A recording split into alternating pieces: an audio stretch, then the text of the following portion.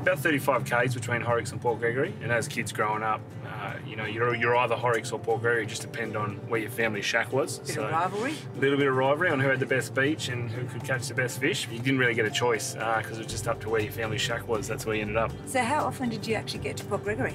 Probably got out here a lot more when I got my licence, was able to visit mates and were able to come out to Lucky Bay, which is around the corner, which is a great forward driving spot. We used to go out there camping, which I can show you there in a minute, but hey, check this spot out here.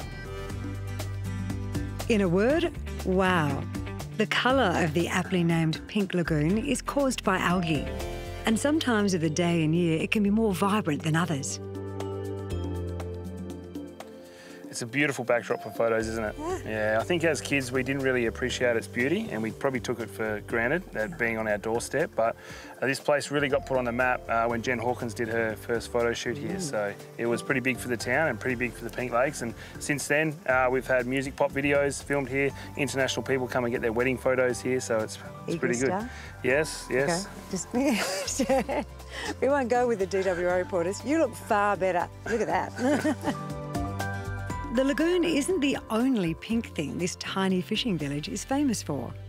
What's the fishing really like here at Port Gregory? So the fishing here is great. There's a long stretch of beach where you can get up there and you can catch a lot of tailor off the beach, and there's a lot of little gullies where you can catch a fair bit of mulloway, which is fantastic.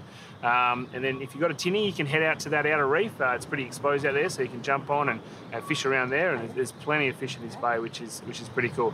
Some people have said that they've caught some pink snapper off the beach here. But off the beach? Well, we talked about that rivalry before. I think they kind of made those stories up to kind of outdo Horrocks. I still don't believe it because I've never seen it.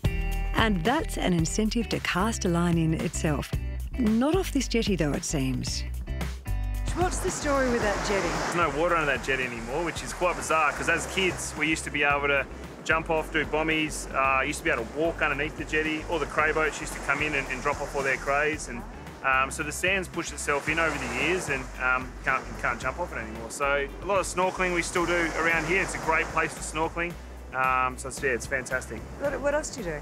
Talking about those mulloway that we used to catch off the beach, down here you can go to Hutt River, and there's a lot of gullies in through that river where you can catch a fair bit of mulloway through there, and a long stretch of beach here, so a lot of forward driving, quad biking.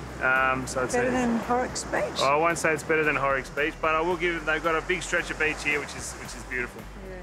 All right, so what's next? So next on the itinerary is Cowbarry. So you can either take the coast road or you can do the inland road in. So there's two ways in. So I reckon we should divide and conquer.